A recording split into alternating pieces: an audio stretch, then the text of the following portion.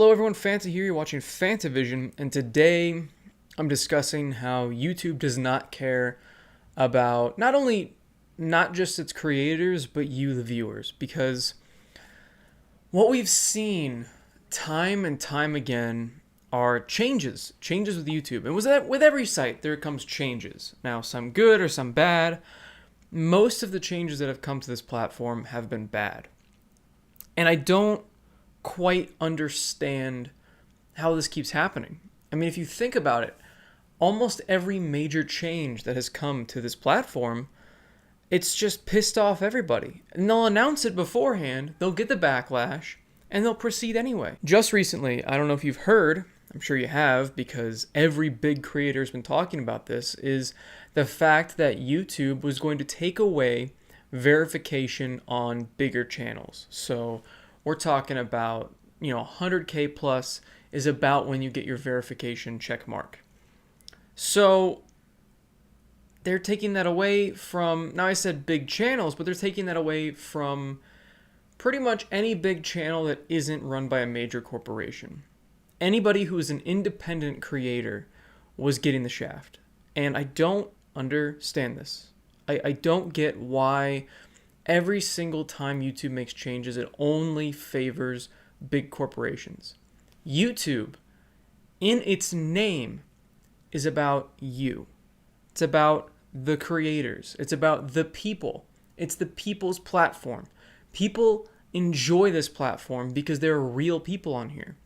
There are people that you can relate to. There are people that will talk to you in the comments. They've got real communities. They're real people. And that's why I think it's such a shame that they don't cater towards those people, and instead are catering towards like Ellen, Jimmy Fallon, Conan. I mean, I don't hate these people, but they're corporate. They're corporatized people. These are not their real personalities most of the time. You could say that about a lot of YouTubers as well, but I'm just saying, these are corporations that are creating a product. All of these corporatized things, they just feel soulless. And yet that is what YouTube keeps trying to push all of its audience towards. It doesn't want lots of smaller creators. It wants a bunch of, or just a couple big ones.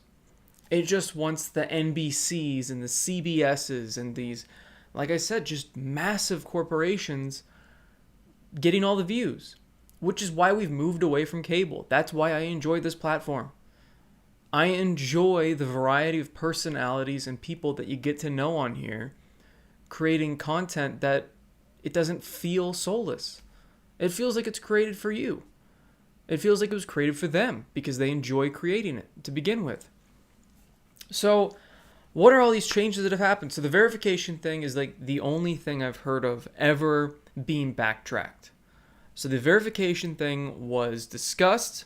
And by the way, verification doesn't just give you the check mark. It does give you a bunch of other things as well. A bunch of protections, a bunch of necessary things that a lot of bigger channels need in order to combat trolls and copyrights and stuff like that. Now, is it 100% perfect all the time? No, but it does definitely help against other problems that are rampant on YouTube.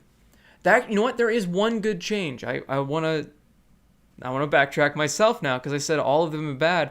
There have been good changes recently with YouTube before these other changes happened.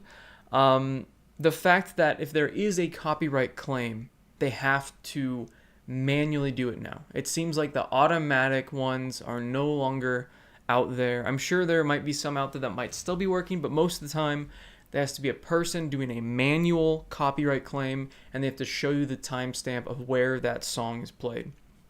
Because there are lots of copyright trolls out there, lots of people trying to make money off of content that they did not create. Somebody's humming a song, Mr. Beast was getting taken down for humming just part of a song. Sometimes he just said the name of a song.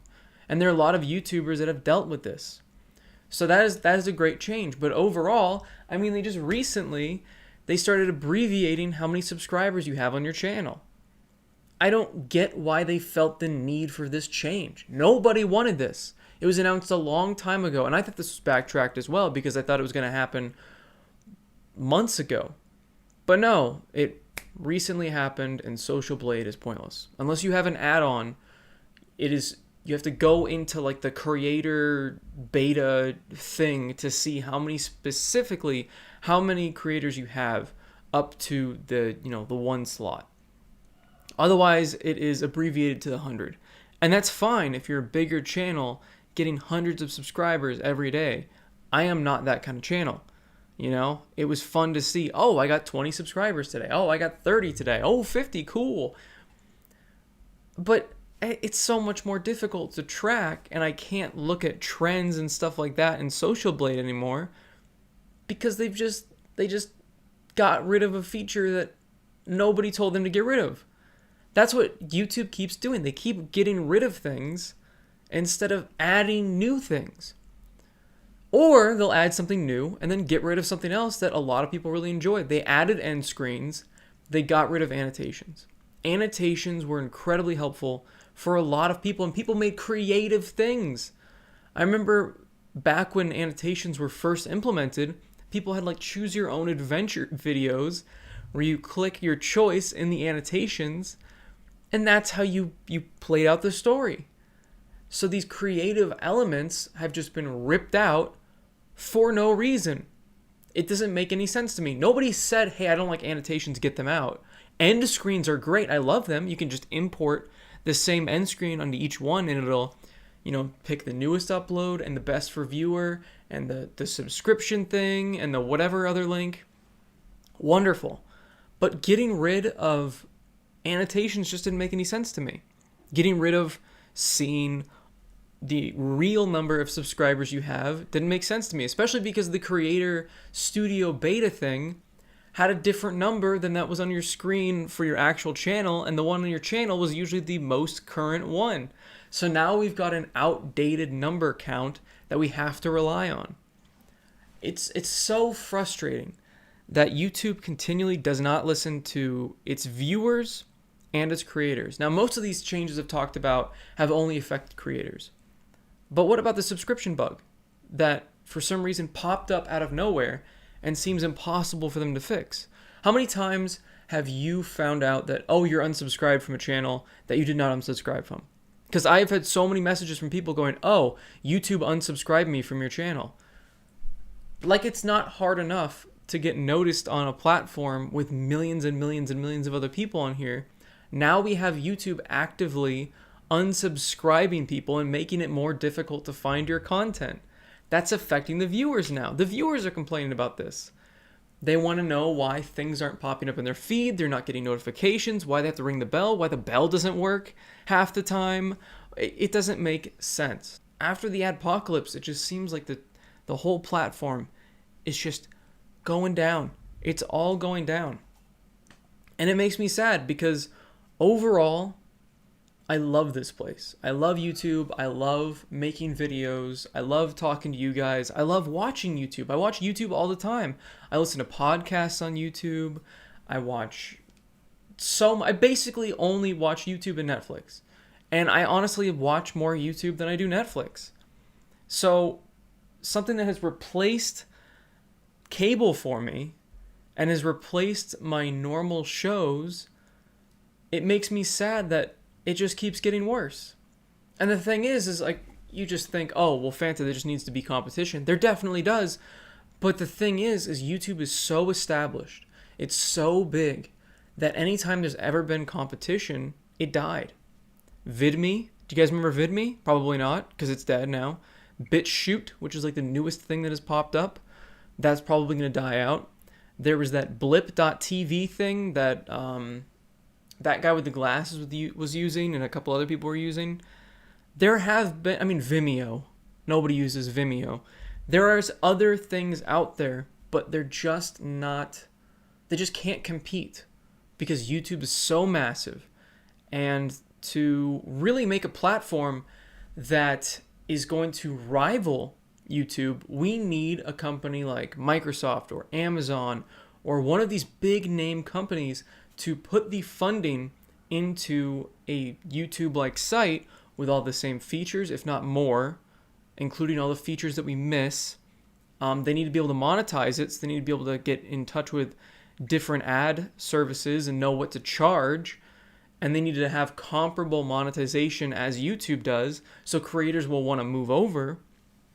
But the thing is YouTube loses money for Google. I don't quite understand how they're losing money on YouTube. That doesn't really make sense to me. It doesn't compute when so many people watch it, and there's like YouTube Premium or Red or whatever the hell it's called. And people can do super chats, and they're making money from super chats, and they're making money from donations, and they're making money from all of these different things, and they have gigantic creators on the site, and they're the only platform. It doesn't make sense to me how they're losing money. But I also think that Google does not have faith in their own platform, which is another reason why this site has been going downhill. They keep questioning themselves, and they keep taking things out that we really like because they, for some reason, see them as flaws. But they don't communicate to us as to why they are flaws. And even when we tell them, hey, no, this is why we like this, it doesn't matter. So I don't think that YouTube deserves any praise right now. I don't think YouTube deserves the praise of, oh, look it, they're listening to us, because every other time they have not. When the adpocalypse happened, what they could have done is stood their ground and said, you know what? We are a very, very big platform. We have the biggest reach out there. We are destroying cable. You're going to keep paying us the same ad rates because you want your name out there. The number of channels that these people don't want their ads on, as opposed to the number of channels that they do, it's insane. There's only like a handful of really bad channels out there that they were worried about getting ads on. There was some like terrorist training camp thing. Obviously, they don't want their ads on that. But that's such a small fraction of YouTube as a whole. And there's so much content being created. You think these advertisers would know, oh, people aren't going to associate me with those terrorists just because, oh, our ads are on them. Oh, I'm not going to buy a freaking paper towel from this company anymore because, oh, I found them on this video. Oh, they're on a Nazi video. Or, oh, they're on this video. No. You're not really being associated with that. It's just more in-your-face ads.